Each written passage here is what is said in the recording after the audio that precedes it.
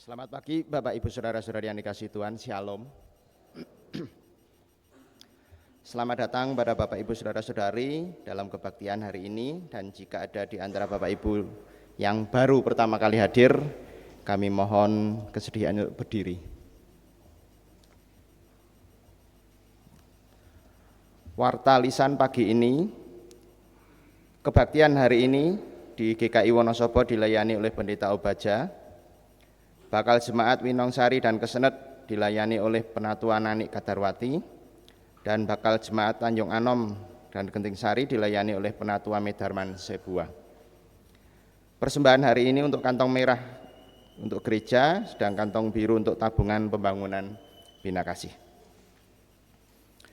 Penerimaan anggota dalam diri Bapak Yusuf Sukimin, asal gereja Sidang Jemaat Allah Philadelphia, akan dilaksanakan pada kebaktian Minggu 18 Mei 2025 pukul setengah 5 sore, dilayani oleh Pendeta Obaja. Mohon kiranya anggota jemaat mendukung dalam doa. Terima kasih. Telah dipanggil pulang ke pangkuan Bapa di surga dalam damai sejahtera Tuhan Yesus Kristus, atas diri Ibu Umi Narsih, usia 53 tahun, ibunda dari Saudara Wiloso Adi Saputro, alamat Dusun Sawangan Sukorno, Kaliwiro, Wonosobo. Meninggal pada hari Sabtu 26 April 2025 dan jenazah telah dimakamkan pada hari Sabtu 26 April 2025 di TPI Sawangan Kidul, dilayani oleh Penatua Medarman Sebuah. Majelis Jemaat dan keluarga besar Jemaat GKI Wonosobo turut berduka cita. Kiranya penghiburan kasih Tuhan Yesus Kristus menguatkan dan meneguhkan iman keluarga yang ditinggalkan. Rapat bidang Majelis Jemaat diadakan pada hari Kamis 8 Mei 2025 pukul 6 sore di Gedung Bina Kasih. Yayasan Purwawiyata Wonosobo mengundang orang tua terbatas untuk 100 orang untuk menghadiri seminar parenting untuk generasi Alpha dan Beta pada hari Sabtu 10 Mei 2025 pukul 10 pagi sampai selesai di Gedung Bina Kasih dengan narasumber Dr. Christine Wibowo, MSI Psikolog, Dr. Psikologi Unika Sugio Pranoto, Semarang. Kontribusi gratis. Majelis Jemaat GKI Wonosobo mengundang kehadiran pelayan lektor dalam pembekalan lektor yang akan diadakan pada hari Senin 12 Mei 2025 pukul 6 sore di gereja, dilayani oleh Pendeta Obaja. Pemutaran film Joseph King of Dreams diadakan pada hari Selasa 13 Mei 2025 pukul 6 sore di Bakal Jemaat Genting Sari. Bagi jemaat dan simpatis yang berminat hadir dipersilahkan. Terakhir diberitahukan kepada anggota jemaat dan simpatisan bahwa Pendeta Obaja akan mengambil cuti pada tanggal 19 sampai 26 Mei 2025. Mohon dukungan doa bagi masa cuti Pendeta Obaja dan keluarga. Warta selengkapnya dapat Bapak Ibu baca dalam warta yang tercetak di pintu masuk maupun dalam warta elektronik. Umat yang terkasih, saat ini kita memasuki Minggu Paskah ketiga. Tuhan telah menunjukkan kasih setia-Nya, maka mari kita berbakti kepada Tuhan melalui kebaktian hari ini. Mari berdiri dan menyanyikan PKJ 1, bait 1 dan 3. Yang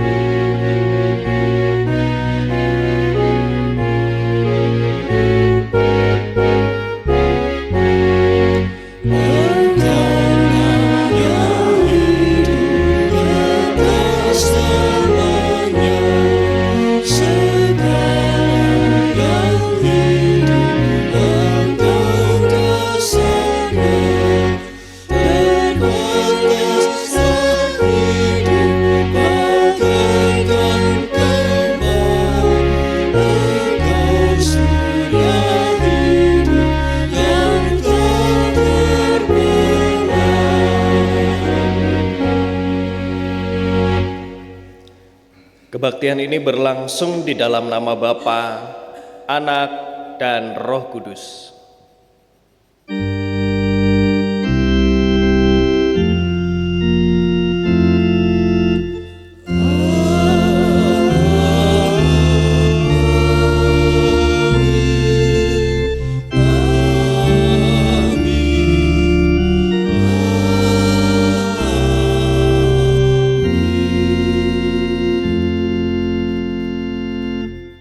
Tuhan beserta saudara.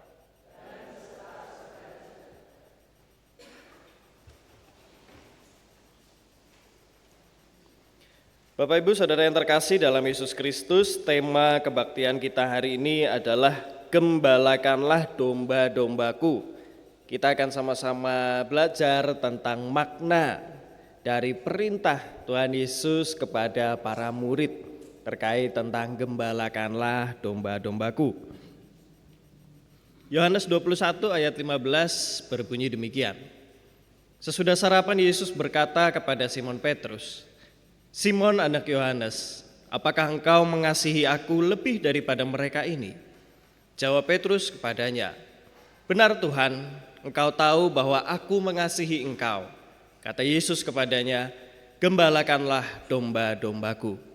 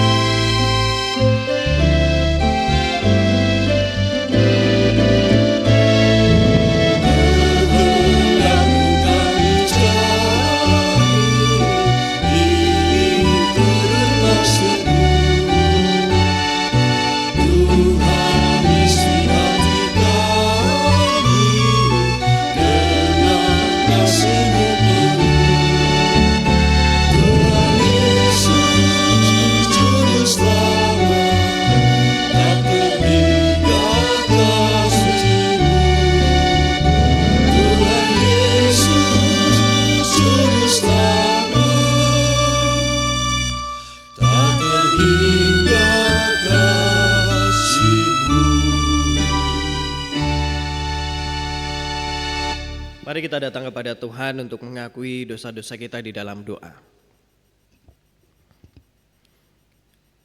Ya Tuhan, terkadang kami masih melakukan kesalahan-kesalahan yang sama.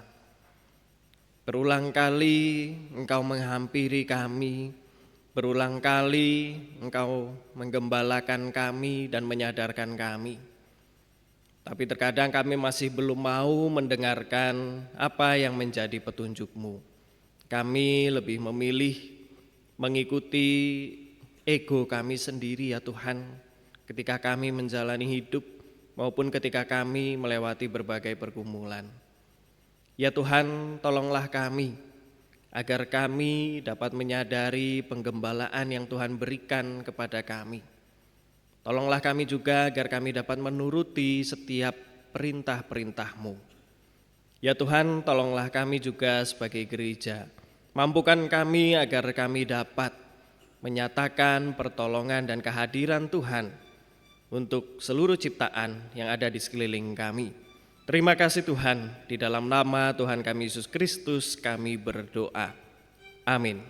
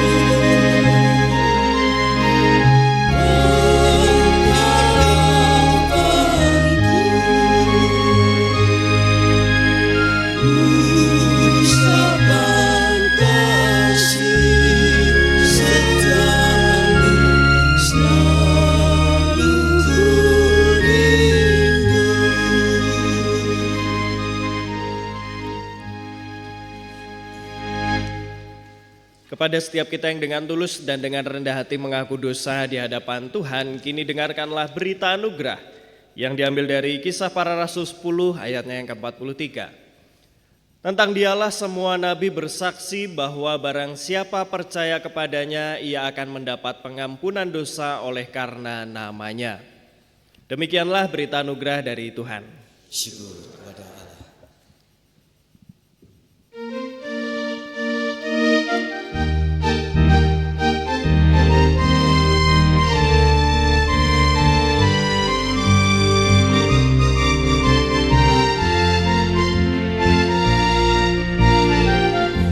Bersukacita selalu, tunjukkan wajah gembiramu.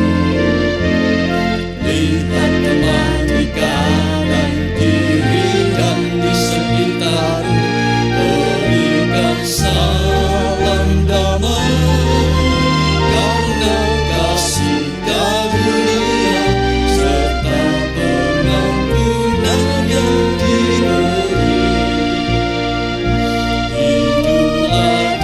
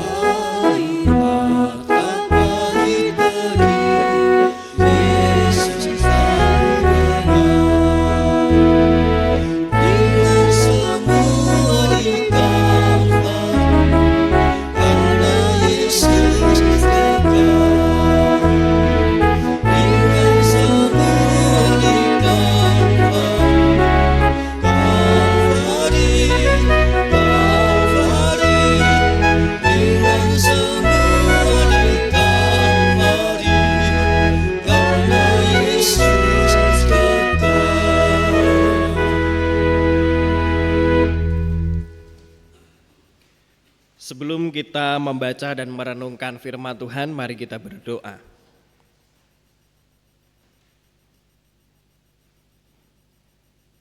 Ya Tuhan, di tengah-tengah keterbatasan kami dan ketidakmampuan kami untuk merenungkan atau mengerti setiap firman-Mu, saat ini Tuhan, kami akan mendengar dan bersama-sama merenungkan firman-Mu ya Tuhan. Karena itu kami memohon pertolongan Tuhan. Tolonglah kami, mampukanlah kami, agar kami bisa mengerti apa yang ingin Kau sampaikan. Dan tolonglah kami juga ya Tuhan, mampukan kami, agar kami dapat memelihara, menghidupi firman tersebut di dalam kehidupan kami. Sehingga firman tersebut tidak berlalu sia-sia, tapi dapat menjadi firman yang hidup di dalam diri kami. Terima kasih ya Tuhan, di dalam nama Tuhan kami Yesus Kristus kami berdoa. Amin. Bacaan pertama diambil dari Kisah Para Rasul pasal 9 ayat 1 sampai 20. Kisah Para Rasul pasal 9 ayat 1 sampai 20. Sementara itu berkobar-kobar hati Saulus untuk mengancam dan membunuh murid-murid Tuhan. Ia menghadap imam besar dan meminta surat kuasa daripadanya untuk dibawa kepada majelis-majelis Yahudi di Damsyik, supaya jika ia menemukan laki-laki atau perempuan yang mengikuti jalan Tuhan, ia menangkap mereka dan membawa mereka ke Yerusalem. Dalam perjalanannya ke Damsyik, ketika ia sudah dekat kota itu, tiba-tiba cahaya memancar dari langit mengelilingi dia. Ia rebah ke tanah dan kedengaranlah olehnya suatu suara yang berkata kepadanya, "Saulus, Saulus, mengapakah engkau menganiaya aku?" Jawab Saulus, "Siapakah engkau, Tuhan?" Katanya, "Akulah Yesus yang kau aniaya itu. Tetapi bangunlah dan pergilah ke dalam kota, di sana akan dikatakan kepadamu apa yang harus kau perbuat." Maka termangu-mangulah teman-temannya seperjalanan, karena mereka memang mendengar suara itu, tetapi tidak melihat seorang juga pun. Saulus bangun dan berdiri, lalu membuka matanya, tetapi ia tidak dapat melihat apa-apa. Mereka harus menuntun dia masuk ke Damsyik. 3 hari lamanya ia tidak dapat melihat, dan 3 hari lamanya ia tidak makan dan minum. Di Damsyik ada seorang murid Tuhan bernama Ananias. Firman Tuhan kepadanya dalam suatu penglihatan, "Ananias," jawabnya, "Ini aku Tuhan."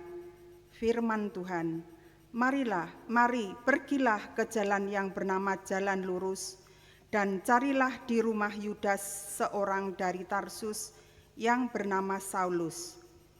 Ia sekarang berdoa, dan dalam suatu penglihatan ia melihat bahwa seorang yang bernama Ananias masuk ke dalam dan menumpangkan tangannya ke atasnya supaya ia dapat melihat lagi. Jawab Ananias, "Tuhan, dari banyak orang telah kudengar tentang orang itu, betapa banyaknya kejahatan yang dilakukannya terhadap orang-orang kudus-Mu di Yerusalem. Dan ia datang kemari dengan kuasa penuh dari imam-imam kepala untuk menangkap semua orang yang memanggil nama-Mu." Tetapi firman Tuhan kepadanya, "Pergilah, sebab orang ini adalah alat pilihan bagiku untuk memberitakan namaku kepada bangsa-bangsa lain serta raja-raja dan orang-orang Israel. Aku sendiri akan menunjukkan kepadanya betapa banyak penderitaan yang harus ia tanggung oleh karena namaku." Lalu pergilah Ananias ke situ dan masuk ke rumah itu. Ia menumpangkan tangannya ke atas saudara Saulus.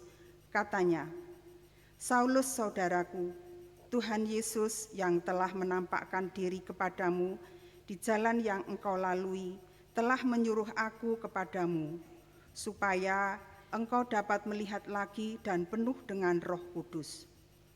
Dan seketika itu juga seolah-olah selaput gugur dari matanya, sehingga ia dapat melihat lagi. Ia bangun lalu dibaptis, dan setelah ia makan, pulihlah kekuatannya. Saulus tinggal beberapa hari bersama-sama dengan murid-murid di Damsyik. Ketika itu juga ia memberitakan Yesus di rumah-rumah ibadat dan mengatakan bahwa Yesus adalah Anak Allah. Demikianlah sabda Tuhan.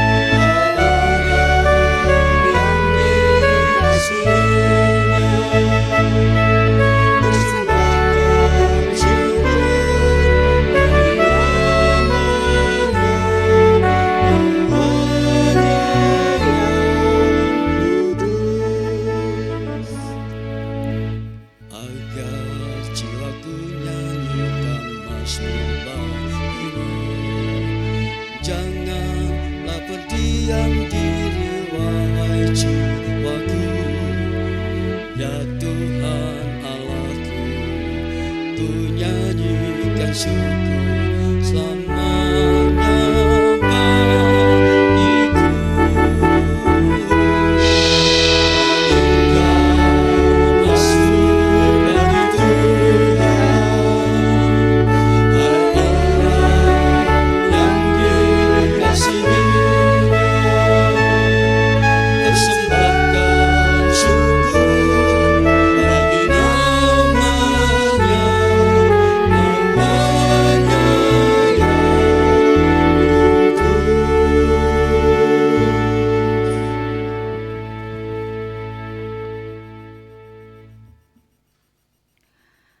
Bacaan kedua diambil dari Wahyu 5 ayatnya yang ke-11 sampai 14.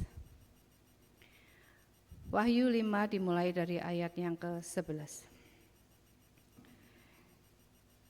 Lalu aku melihat dan mendengar suara banyak malaikat di sekeliling tahta, makhluk-makhluk dan tua-tua itu. Jumlah mereka beratus-ratus ribu dan berjuta-juta. Dan mereka berkata dengan suara nyaring, Anak domba yang disembelih itu layak untuk menerima kuasa dan kekayaan, hikmat dan kekuatan, hormat, kemuliaan, dan puji-pujian.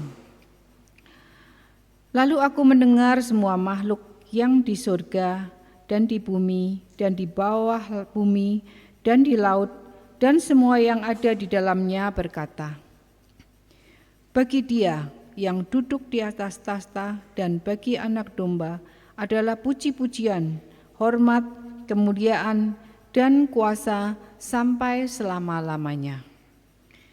Keempat makhluk itu berkata, Amin. Dan tua-tua itu pun sujud dan menyembah.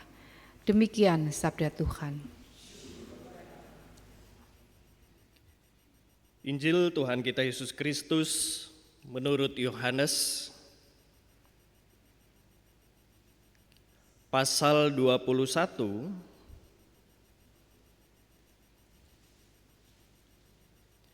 dimulai dari ayat pertama.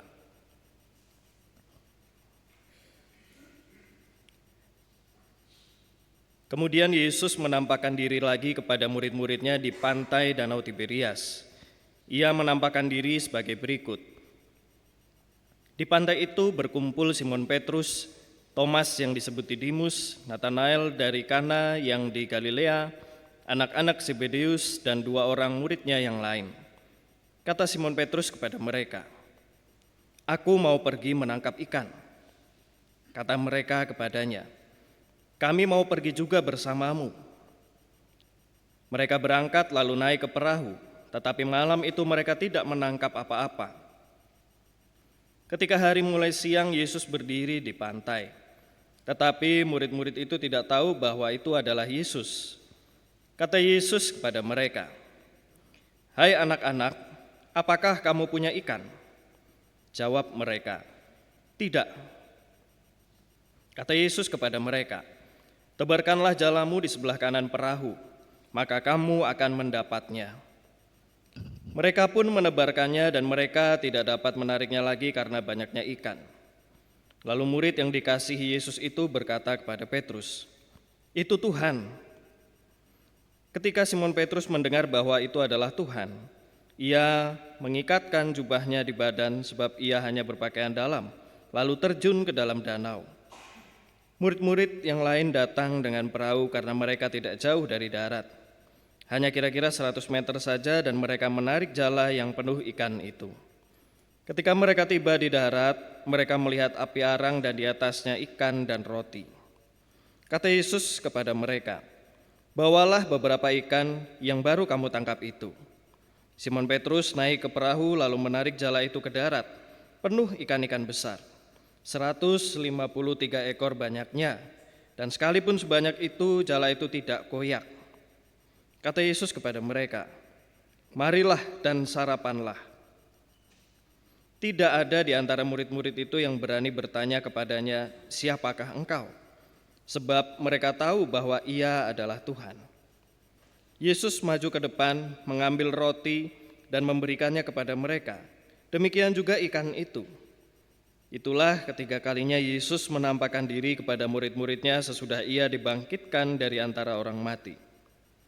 Sesudah sarapan, Yesus berkata kepada Simon Petrus, "Simon, anak Yohanes, apakah engkau mengasihi aku lebih daripada mereka ini?"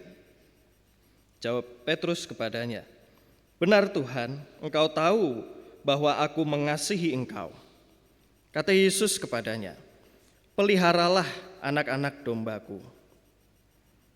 Kata Yesus lagi kepadanya untuk kedua kalinya, "Simon, anak Yohanes, apakah engkau mengasihi aku?" Jawab Petrus kepadanya, "Benar Tuhan, engkau tahu bahwa aku mengasihi engkau." Kata Yesus kepadanya, "Gembalakanlah domba-dombaku." Kata Yesus kepadanya untuk ketiga kalinya, "Simon, anak Yohanes, apakah engkau mengasihi aku?" Petrus pun merasa sedih karena Yesus berkata untuk ketiga kalinya, "Apakah engkau mengasihi aku?" Dan ia berkata kepadanya, "Tuhan, engkau tahu segala sesuatu. Engkau tahu bahwa aku mengasihi engkau." Kata Yesus kepadanya, "Peliharalah domba-dombaku. Sesungguhnya aku berkata kepadamu, ketika engkau masih muda, engkau mengikat pinggangmu sendiri dan berjalan ke tempat yang kau kehendaki. Tetapi kalau engkau sudah tua, engkau akan mengulurkan tanganmu dan orang lain akan mengikat engkau dan membawa engkau ke tempat yang tidak kau kehendaki." Hal ini dikatakannya untuk menyatakan bagaimana Petrus akan mati dan memuliakan Allah. Sesudah mengatakan demikian, ia berkata kepada Petrus, "Ikutlah aku." Demikian pembacaan Injil Tuhan kita Yesus Kristus. Kita yang berbahagia adalah kita yang tidak hanya mendengarkan tapi juga menghidupinya. Haleluya.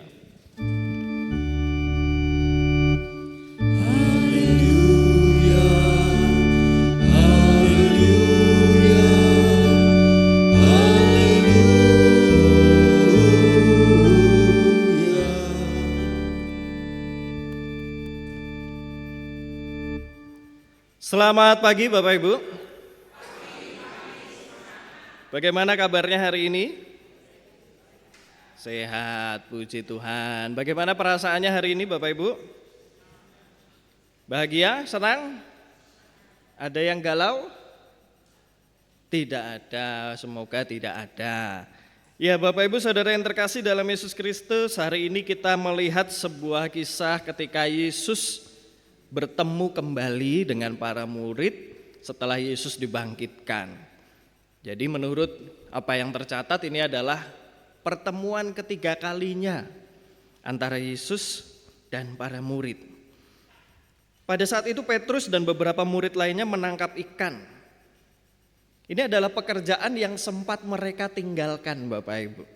Pekerjaan yang mereka tinggalkan ketika mereka mengikut Tuhan Yesus.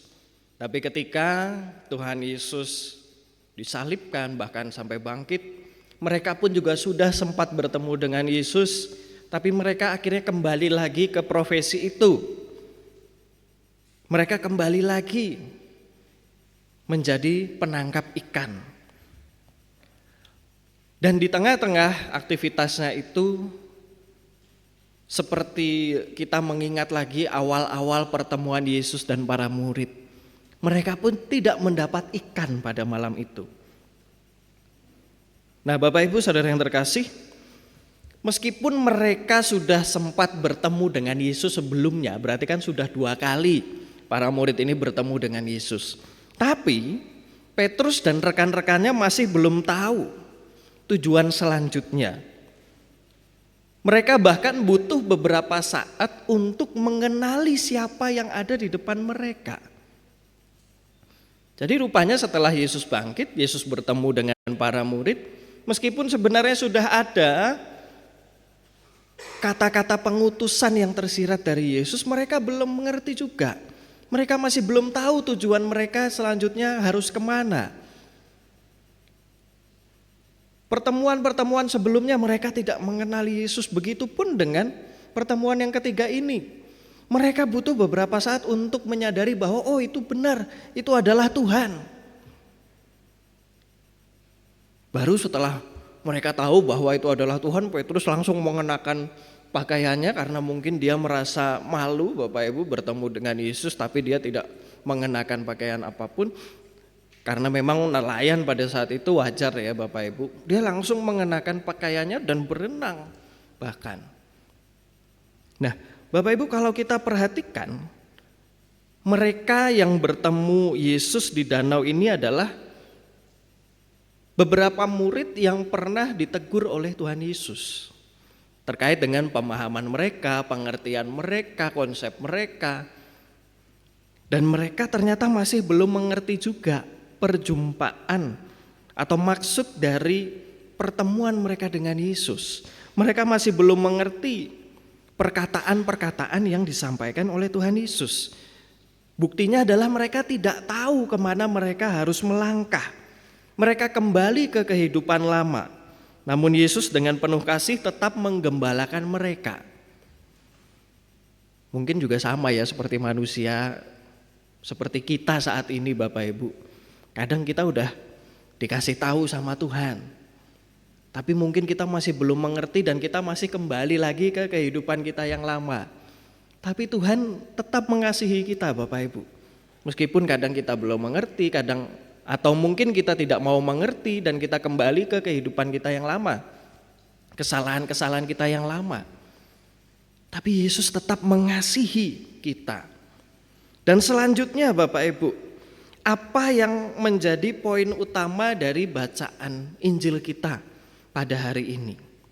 Yang menjadi poin utama adalah tentang perkataan Yesus. Kalau kita perhatikan, 3 kali Yesus mengatakan, apakah engkau mengasihi aku?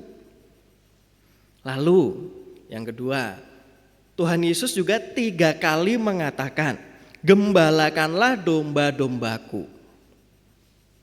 Apa maknanya? Kita lihat dulu tentang makna gembalakanlah Bapak Ibu. Di bagian pertama Yesus mengatakan kata gembalakanlah menggunakan kata bosko dalam bahasa Yunani yang artinya adalah merawat, menggembalakan, memberi makan. Dan konteks kata gembalakanlah ini yang disebut dengan kata bosko ini adalah merawat dan menggembalakan domba-domba yang masih kecil-kecil Bapak Ibu. Anak-anak domba yang masih harus dirawat dengan intensif, yang masih harus diberikan makan, disuapin, yang masih harus digendong-gendong. Jadi memang perawatannya lebih intensif. Mereka masih berproses dalam pertumbuhan domba-domba ini, sehingga harus dirawat, dijaga sehingga mereka bisa bertumbuh menjadi domba-domba yang dewasa. Lalu kita lihat 2 kali. Kali kedua Yesus mengatakan kata gembalakanlah. Kalau yang tadi, yang pertama, kata gembalakanlah yang pertama di Alkitab Terjemahan Baru edisi yang kedua sudah disebutkan dengan kata peliharalah. Tapi yang kedua, kata yang digunakan di Alkitab Terjemahan Baru edisi yang kedua adalah gembalakanlah. Kata gembalakanlah, di kali kedua Yesus mengatakan ini kepada Petrus, Yesus menggunakan kata poimaino. Poimaino ini artinya atau konteksnya adalah menggembalakan juga, memelihara juga. Tapi memelihara yang dimaksud adalah memelihara domba-domba yang sudah dewasa. Domba-domba yang sudah bisa dilepas. Jadi tugas gembala hanya menggiring mereka ke padang rumput, lalu di padang rumput mereka sudah bisa mencari makannya sendiri. Nah, konteksnya seperti itu. Kalau yang tadi kan domba kecil dia masih harus diberikan susu mungkin. Kalau makan pun juga tidak bisa dilepas begitu saja karena mereka belum tahu kemana harus mencari makan atau mereka belum tahu bagaimana caranya untuk hidup di tengah-tengah padang rumput. Tapi kalau yang kedua ini, kata gembalakanlah yang kedua, konteksnya adalah domba yang sudah lebih dewasa, yang sudah bisa diarahkan. Jadi gembala cukup mengarahkan ke tempat yang aman, yang banyak rumputnya, yang ada mata airnya, lalu domba-domba ini akan mampu mencari makan sendiri. Kata gembalakanlah yang ketiga Kalau kita lihat di Alkitab Terjemahan Baru edisi yang kedua, kata gembalakanlah yang ketiga ini diterjemahkan sebagai peliharalah. Yesus kembali menggunakan kata bosko untuk memberikan pengutusan atau perintah kepada Petrus. Kenapa kok Yesus menggunakan kata bosko lagi, peliharalah lagi? Padahal kan tadi domba yang masih kecil dipelihara dengan intensif.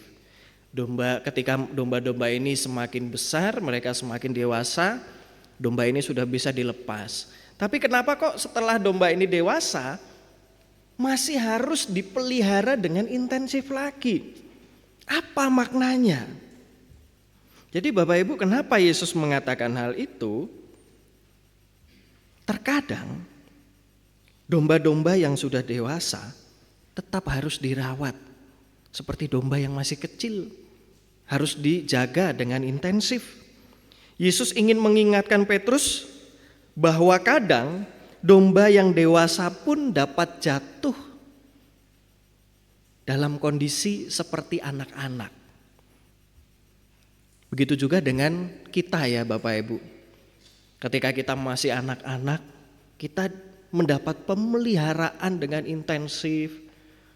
Kita diberikan pengertian dengan sangat detail. Kalau dalam hal bergereja ketika kita masih anak-anak, intensif sekali kita diberikan pemahaman tentang Kristus, pendidikan spiritual, pendidikan agama Kristen yang intensif. Ketika dewasa, kita hanya tinggal dituntun saja, lalu kita bisa mengeksplorasi sendiri. Tapi ada masanya, ketika kita sudah dewasa, kita juga masih harus digembalakan seperti anak-anak. Ada juga orang-orang yang sudah dewasa, tapi jatuh ke dalam pergumulan yang membuat mereka seperti anak-anak lagi. Jadi apa? Harus digembalakan lagi dengan intensif dan lain sebagainya.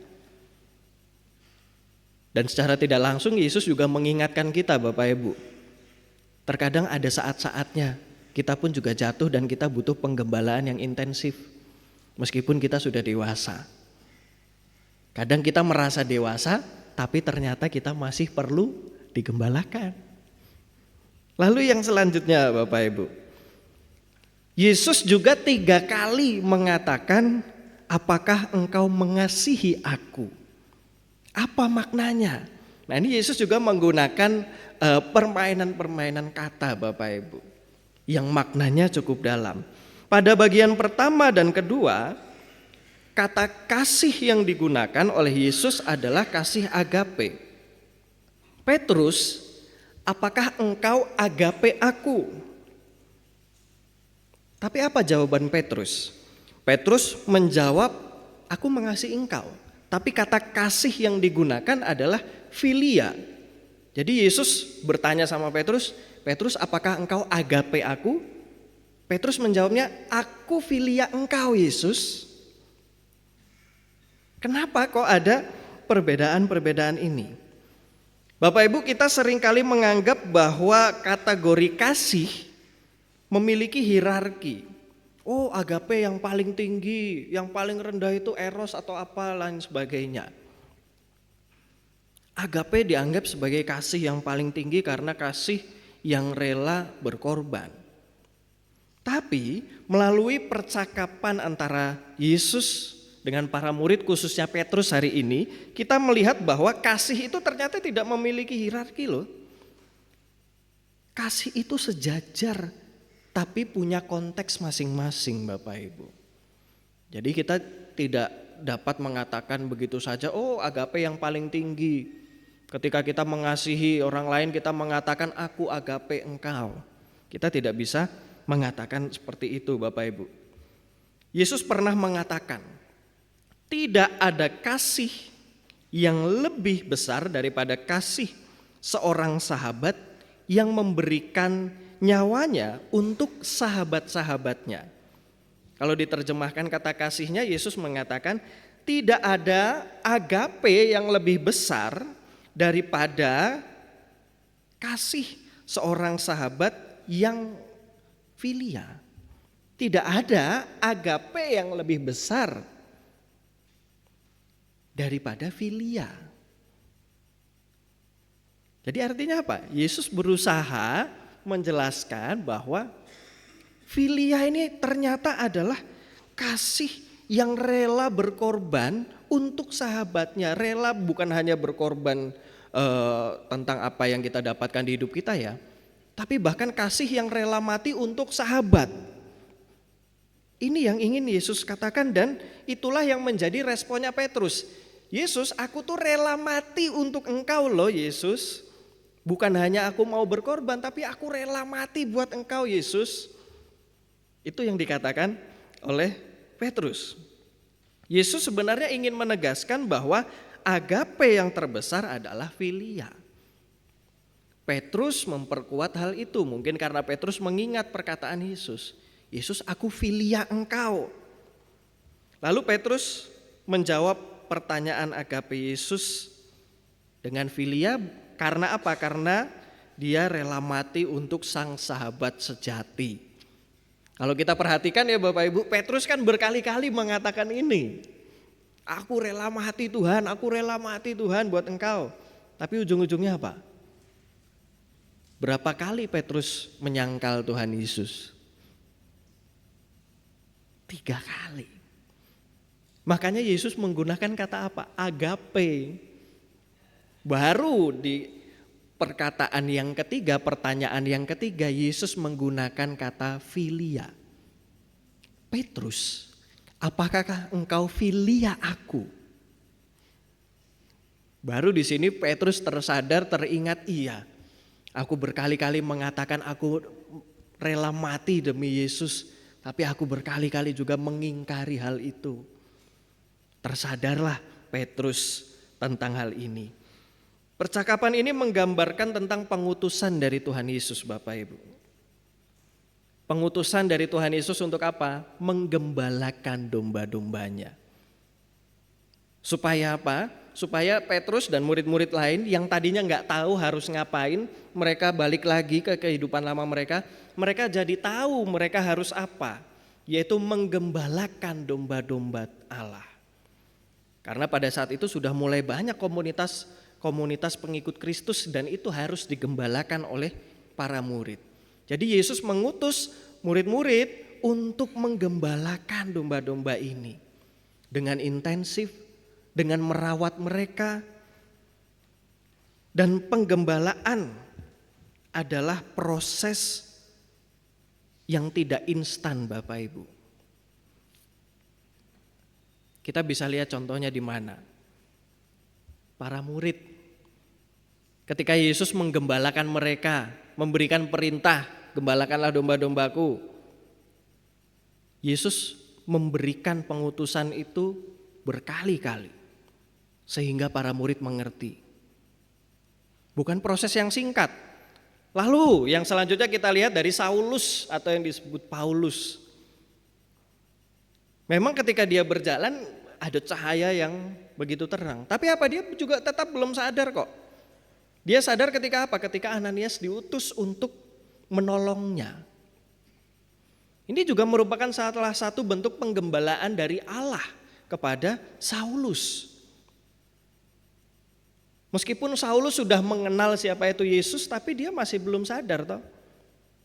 Berkali-kali Tuhan menggembalakan dia sampai akhirnya Tuhan menyadarkan dia benar-benar sadar.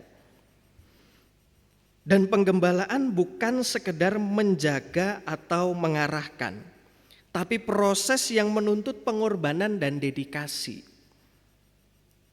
Kita bisa lihat di mana contohnya? Di tata gereja GKI, Bapak Ibu, tata gereja dan tata laksana GKI.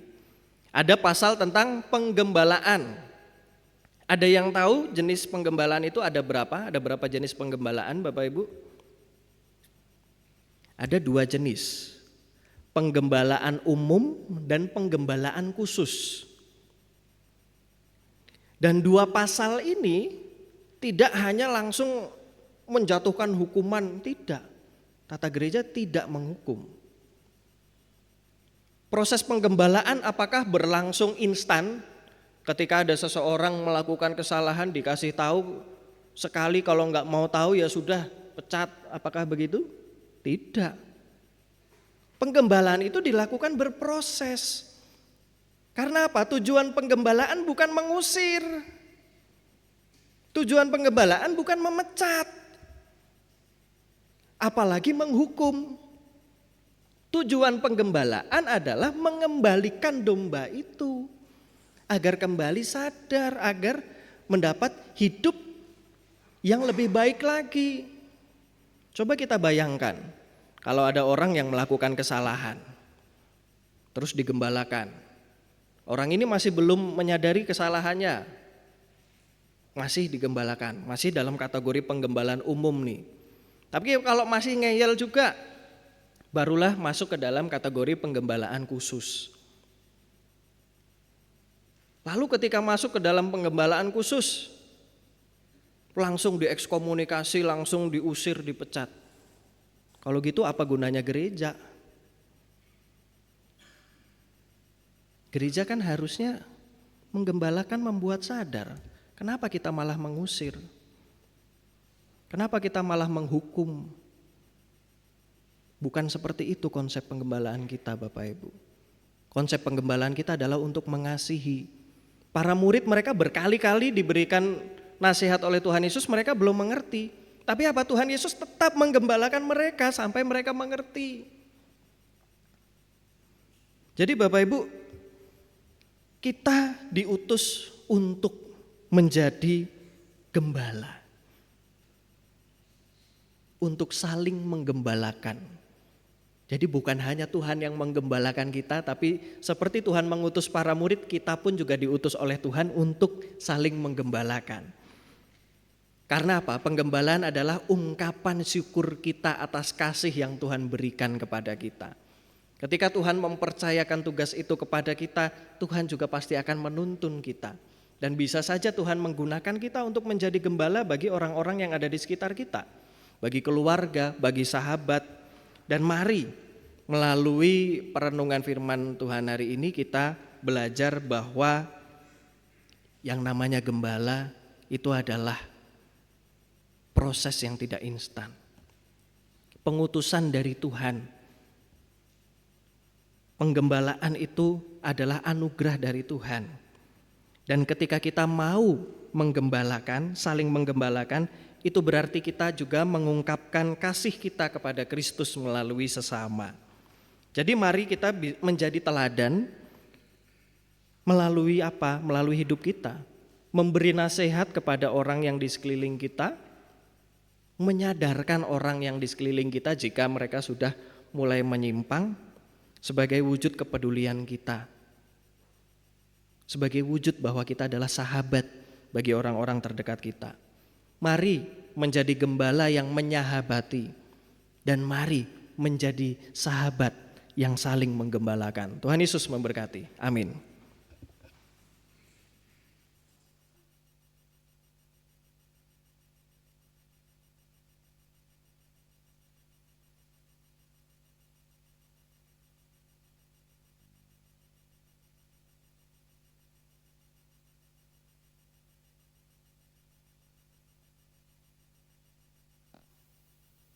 Cek. Shalom Bapak Ibu, sebuah lagu untuk kita semua.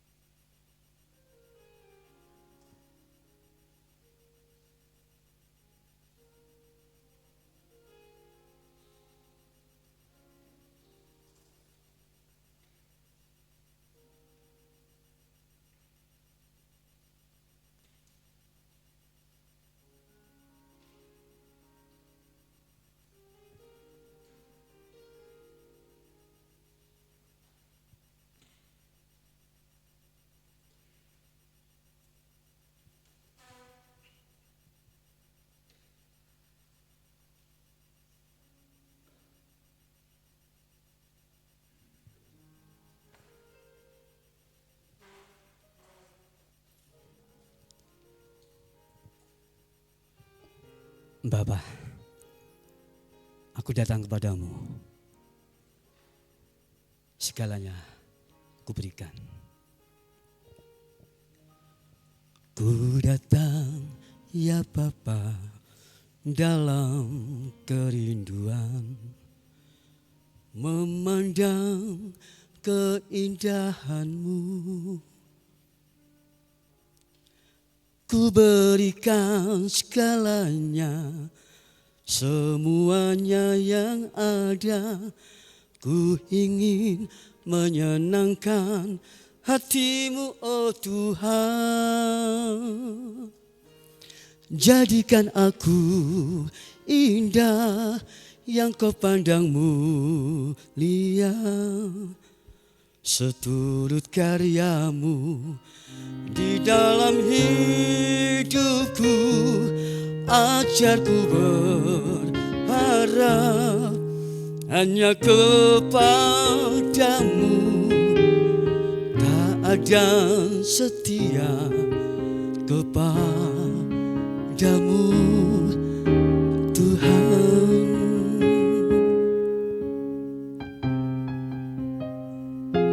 Terima kasih Tuhan untuk saat yang indah ini.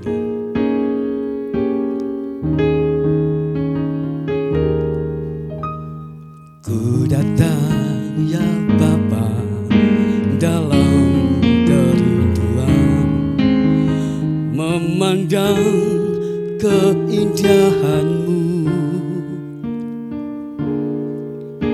Ku berikan segalanya, semuanya yang ada. Ku ingin menyenangkan hati-Mu, oh Tuhan. Jadikan aku indah yang Kau pandang mulia, seturut karya-Mu di dalam hidupku. Ajarku berharap hanya kepadamu, tak ada setia kepadamu, Tuhan. Jadikan aku indah yang Kau pandang mulia, seturut karya-Mu di dalam hidupku. Ajarku berharap hanya kepadamu, tak ada setia kepadamu, Tuhan. Tak ada setia, tak ada setia, tak ada setia kepadamu, Tuhan. Terima kasih Tuhan, terima kasih buat kasih setia-Mu. Tuhan memberkati kita semua. Haleluya, amin.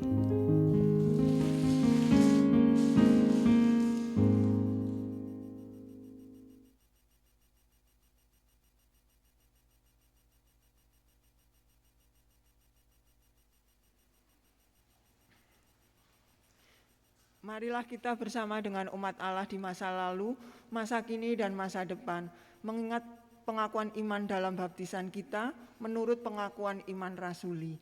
Hendaknya masing-masing berkata, "Aku percaya kepada Allah, Bapa yang Maha Kuasa, Khalik langit dan bumi, dan kepada Yesus Kristus, Anaknya yang tunggal Tuhan kita, yang dikandung dari Roh Kudus, lahir dari anak darah Maria, yang menderita sengsara di bawah pemerintahan Pontius Pilatus, disalibkan, mati dan dikuburkan, turun ke dalam kerajaan maut.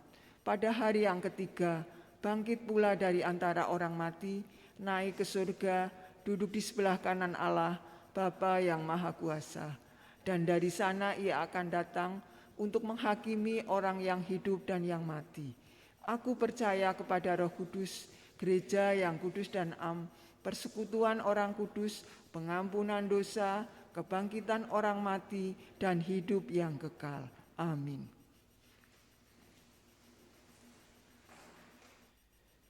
Kita akan menaikkan doa syafaat dan nanti akan kita akhiri dengan doa Bapa Kami yang kita nyanyikan bersama-sama. Mari berdoa. Kami bersyukur Tuhan untuk penggembalaan yang Tuhan berikan kepada kami di sepanjang hidup kami. Mungkin terkadang kami masih menyimpang, kami masih tidak mau mendengar perkataan Tuhan, tapi Tuhan tetap mengasihi kami, Tuhan tetap merangkul kami, dan Tuhan tetap menolong kami. Ajar kami Tuhan untuk bisa menjadi domba-domba yang mau mendengar Sang Gembala Agung.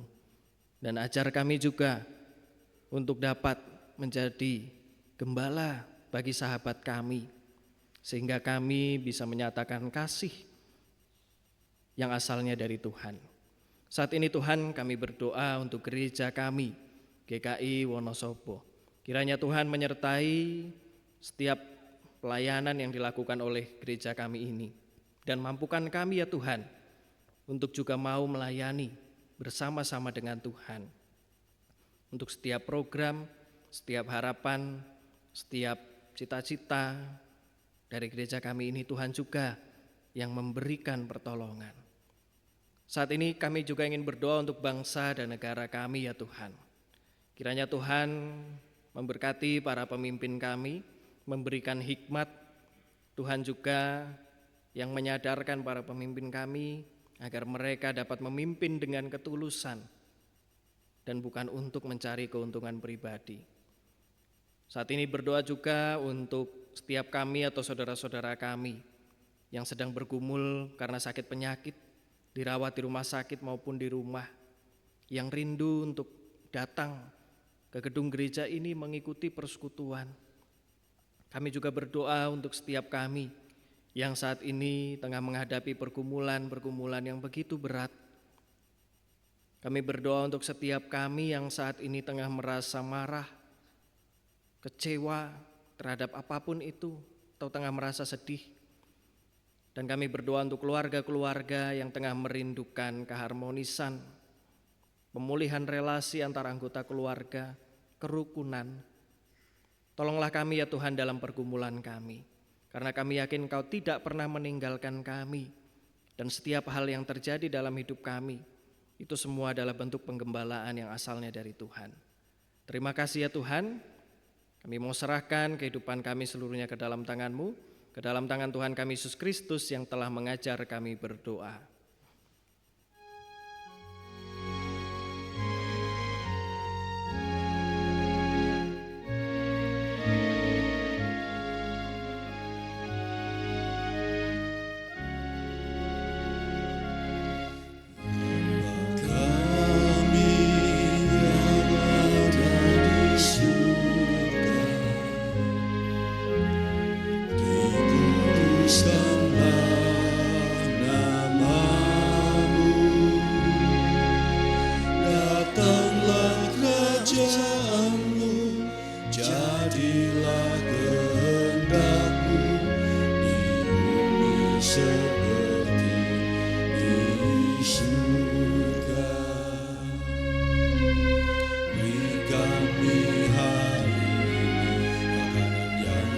Secukupnya ampuni salah kami, seperti kami ampuni yang bersalah pada kami. Jangan bawa kami dalam pencobaan, tapi lepaskan kami dari yang jahat. Sebab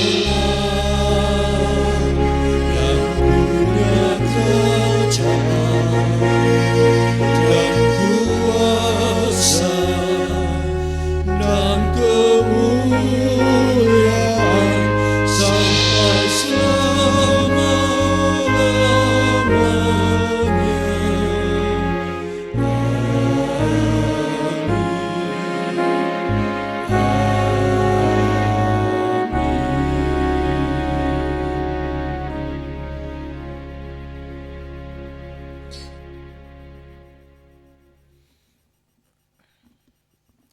Bapak, Ibu, Saudara yang terkasih, saat ini kita akan mengungkapkan rasa syukur kepada Tuhan melalui persembahan. Persembahan dikumpulkan dalam kantung yang diedarkan.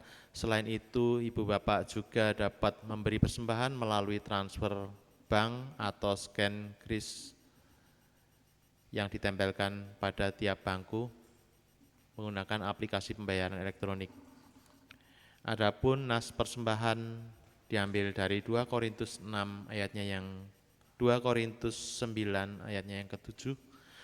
Hendaklah masing-masing memberikan menurut kerelaan hatinya, jangan dengan sedih hati atau dengan paksaan, sebab Allah mengasihi orang yang memberi dengan sukacita. Mari kita menyanyikan dari PKJ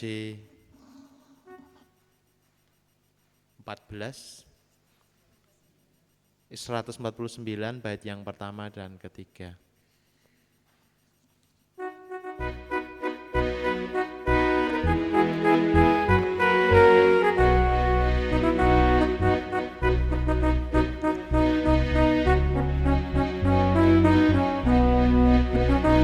Ucap syukur pada Tuhan karena kita diselamatkan oleh-Nya.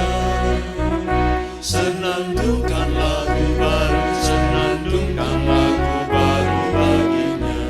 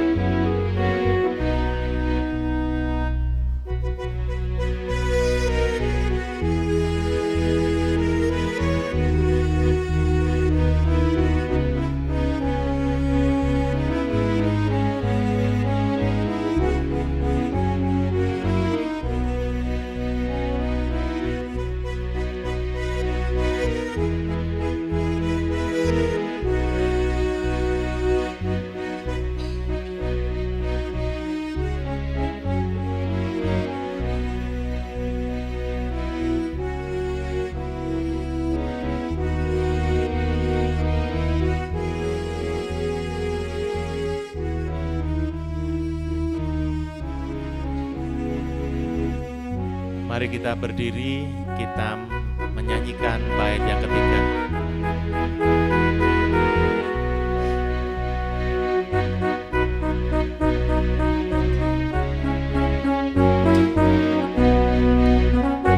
Muliakan nama Tuhan karena kuasa-Nya abadi muliakan. Senandungkan lagu baru, senandungkan lagu baru baginya. Mari kita membawa persembahan kita di dalam doa kepada Tuhan. Bapa di dalam surga, saat ini kami bersuka cita, kami bersyukur atas pemeliharaan-Mu kepada kami, atas berkat yang Kau limpahkan kepada kami di dalam pekan-pekan ini. Melalui pekerjaan kami boleh memperoleh hasil yang dari Engkau.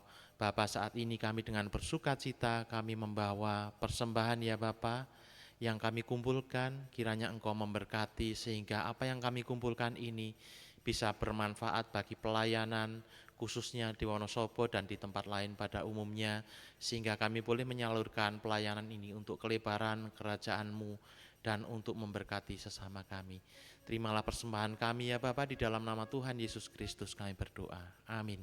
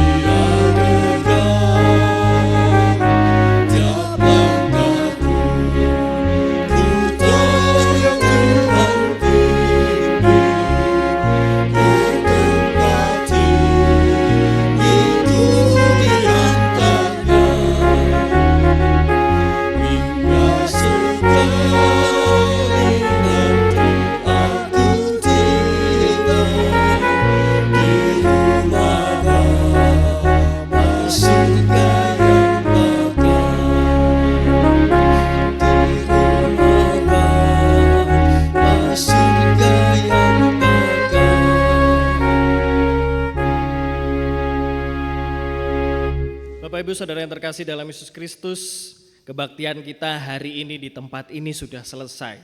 Tapi tugas dan ibadah kita yang sesungguhnya baru akan dimulai ketika kita keluar dari tempat ini. Mari menjadi sahabat dan gembala bagi sesama kita dan mari layanilah orang-orang yang ada di sekeliling kita. Kini arahkanlah hatimu kepada Tuhan. Jadilah saksi Kristus. Terpujilah Tuhan, kini pergilah dan terimalah berkat dari Tuhan. Kiranya Allah Sang Sumber Pengharapan memenuhi engkau dengan segala sukacita dan damai sejahtera di dalam iman, supaya oleh kekuatan Roh Kudus engkau berlimpah-limpah dalam pengharapan.